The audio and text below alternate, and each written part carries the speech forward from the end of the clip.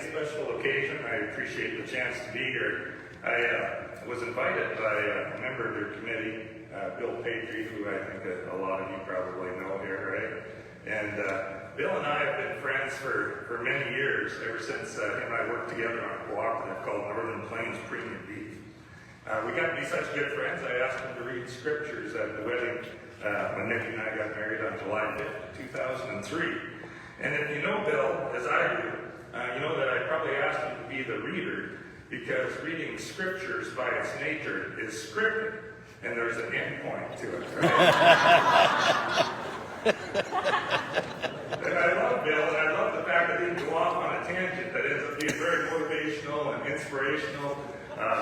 But our wedding was on July 5th in a country church that had no air conditioning, so we had to kind of keep it short. But Bill's done me some favors, and so when Bill asked if I would speak at this event tonight, the only answer I could really defend was to say yes. Bill had read a little thing I wrote online. I try to use social media for good, not evil, right? For love, not hate. And it was about a little work trip I had in Memphis this fall, where I extended my trip by a day or so to complete my personal march towards visiting all 50 states. I drove from Memphis with a co-worker to my 48th state, Mississippi. I rented a car in Jackson and drove myself to the 49th state, Alabama. It was a bit of a sojourn for a cowboy from the deep north to go and experience the deep south, albeit briefly. And there's nothing remarkable about that at all, really. People travel for work and pleasure all the time. And although studies do suggest that the average American has only visited 17 states, and as few as 2% of us have been to all 50 in the District of Columbia. But what I think Bill and the Martin Luther King Day Committee had in mind when they asked me to be here with you tonight and honor the legacy of Reverend Martin Luther King Jr. was not to provide a slideshow of my drive through the South. I could have brought one, remember those big old reels of slides, and I could have advanced it to clunk. And here I am standing in front of the Capitol in Jackson, Mississippi. Ka-clunk. There I am by the state's welcoming sign to Sweet Home, Alabama. No, we didn't want to do that. We didn't want to provide a travel log and give you critical reviews of restaurants or hotels or anything like that. But I thought that maybe rather I should talk a little about what we ought to all know about our country and its struggle for civil rights for all. We are one nation, after all. Whether you're from North Dakota or Mississippi, we have a common government and we have a common constitution that's built to allow us all to work towards a more perfect union. I believe that if we are to ever achieve that more perfect union, we have to understand, confront, and admit the moments in our history where we were far from perfect. We can't hide from it. We face unprecedented historical censure and erasure right now.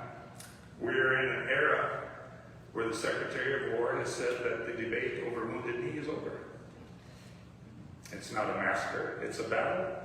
And 20 people who mowed down non-combatants should have medals of honor.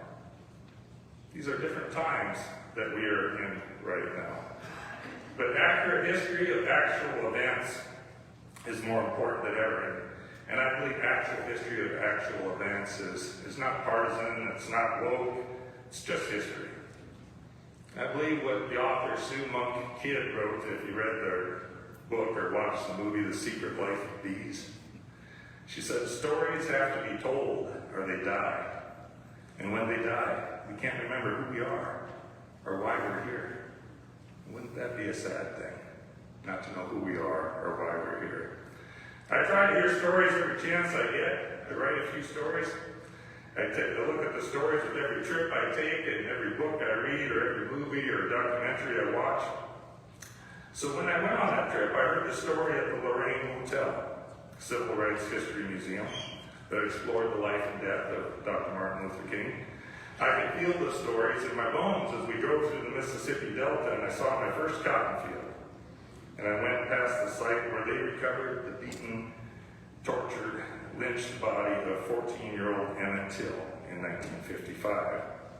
I relived a little bit of John Lewis's history and story, and Byron Knutson's story, when I pulled up to the Edmund Pettus Bridge in Selma in the dark, and I walked across it all alone under the Alabama moon.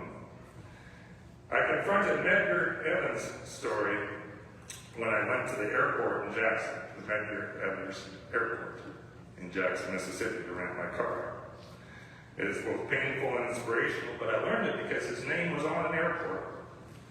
There are 4 city blocks in Birmingham, Alabama that make up the Civil Rights National Monument, and there's a wealth of stories there, but none more poignant and painful than the story of Agnes, Denise, Carol, and Cynthia, who lost their young lives to a bomb planted by members of the Ku Klux Klan in the 16th Street Baptist Church.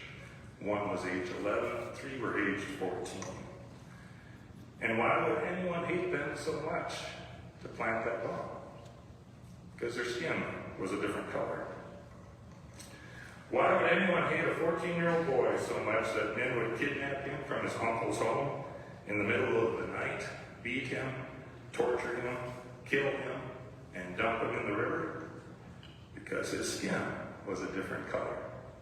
And he was from Chicago, and he whistled at a white girl in a store in Money, Mississippi. Why did a white supremacist member of the White Citizens Council and the KKK kill Medgar Evans in his yard? Because he helped end segregation, and he helped end the Jim Crow laws that made black people far less than full citizens of our country. Now, you don't have to travel to become familiar with these stories, to know who we are and why we're here, as some young kid would say. You could watch the movies that tell the story. There's a movie called Till, one called Selma, Mississippi Burning, The Butler, The Help, The Color Purple, The Secret Life of Bees. They're out there. We can read, we can listen, we can open our hearts and open our minds, and we can learn, and together form a more perfect union.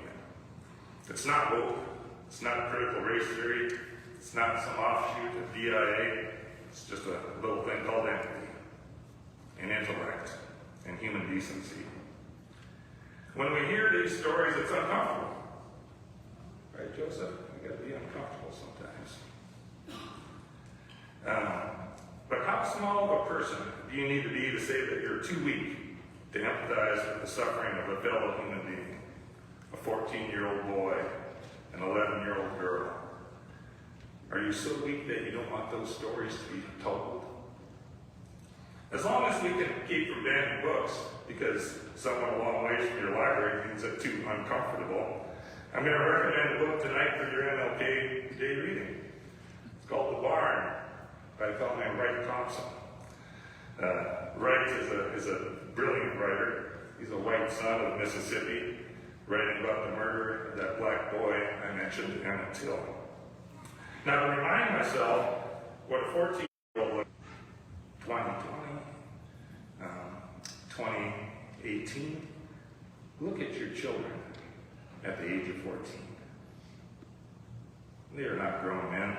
They are boys, and they do the things that boys do. And then I try to imagine a pickup load of mean and ugly men driving up in the middle of the night to take him at gunpoint, to teach him a lesson, as they said, and never see your son again until they pull his mutilated body up from the river.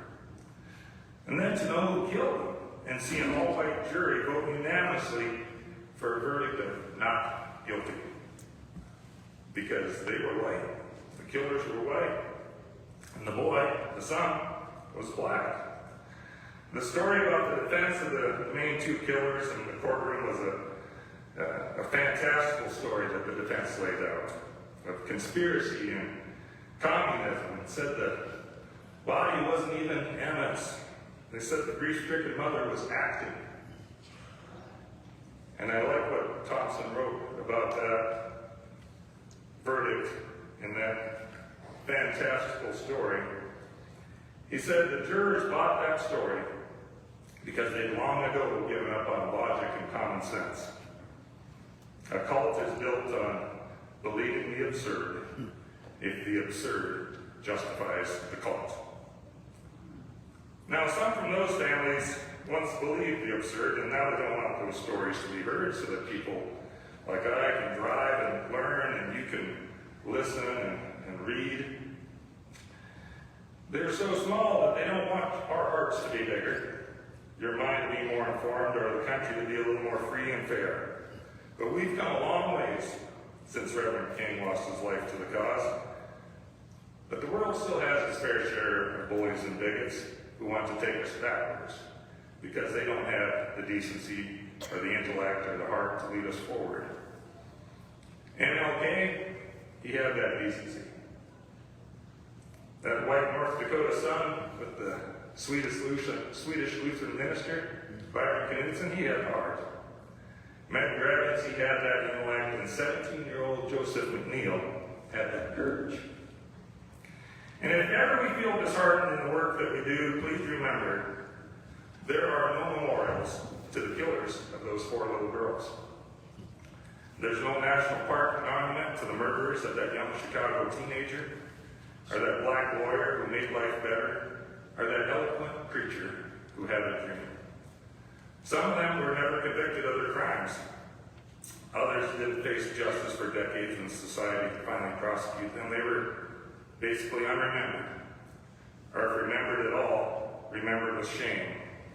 But our old friends, history and truth, they remember those girls who smiled their last smile in the basement of that Baptist church.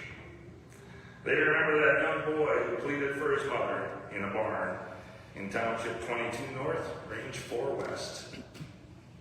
History and truth remembers the men and women who moved our world forwards, not backwards. The men and women who accepted more people, not fewer people. Who expanded freedoms for all and didn't diminish freedoms for some. Cowardice is a backwards way of living, but courage is forward and honorable. It's the stuff of heroes. There continues to be both things in our world, cowardice and courage, darkness and light. And when things look dark, it can get discouraging and disheartening. We're in a time right now that is better in so many ways, but in some ways, not that different from the time of Martin Luther King. Maybe that's another reason we should open our minds to examine the past and see these stories in whatever way we can. It allows us to see the ultimate good that finally comes on the other side of difficult times. No lie can live forever.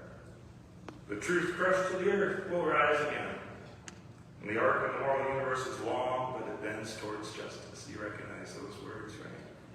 We look for the light. We're in winter here on the prairie. The days are short, the nights are cold, but we're gaining daylight, and that gives me hope. South Dakota-born Minnesotan Hubert Humphrey, he used the metaphor of daylight when he chastised the segregationist portion of his own party, and he told them at the 1948 convention, he said, "Get out of the shadow of states' rights and walk in forthrightly to the bright sunshine of human rights." I went to school in a small town in a rural county. 19 kids in my class, a couple hundred in my entire school, not a single African American child. Just 2 families with Native American children. But as insulated as we were from what went on in our old slave-holding South or in the cities or the places where segregation ruled, my parents, who never went to all 50 states, never saw the museums dedicated to human rights, they still knew what human rights were and instilled a respect for them and my siblings and I. They sent us out with the ability to recognize right from wrong, identify courage, and contrast it from cowardice. And because not everyone we knew had that kind of love or example in their house, those of us who do are charged with sharing that light with others and open hearts. It requires patience sometimes and a huge dose of grace. The playing field has changed, but the competition is the same. It's for hearts and minds. We may not have had a lot of diversity in my little town, but one thing we did have was an FFA chapter. It's called the Schultz chapter of the FFA, named after an early day Hereford ranch in the area of Towner. I was the president, Jody Vogt was the vice president, and the opening ceremonies for our meeting in Towner were written at inception many, many years before by the father of the FFA, Henry Grosclose. a white man from a county in Virginia that was so rural it had not a single incorporated municipality. Now, some of you remember this. Each officer was stationed by a symbol that meant something to the organization's mission. Where was the secretary? By the ear of corn. The advisor was by the owl. The reporter was here by the flag. And while the vice president was by the plow, one of the vice president's duties in the ceremony was to explain why the president was stationed by the rising sun. And at each meeting, Jody would say, the rising sun is the token of a new era in agriculture. If we will follow the leadership of our president, we shall be led out of the darkness of selfishness and into the glorious sunlight of brotherhood and cooperation. We are entering another era in the arc of the moral universe, my friends. Real leadership is a leadership that is still remembered 58 years after you've passed from this earth, like the leadership of Reverend Martin. A man who wasn't president, who wasn't elected to public office. But leadership goes far beyond a title or an office. It's what you do, and it's who you inspire. If you take your time at a podium or an altar like this to preach darkness and selfishness, to close people's minds and harden their hearts, you're no leader at all. But if God gives you a moment of people's attention and you preach brotherhood and sisterhood and cooperation, the simple truth of human kindness to open people's hearts and minds, well, that's leadership worth remembering.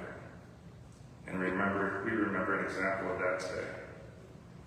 So may we all be a little more like Reverend Martin and help each other find a way back to the glorious sunlight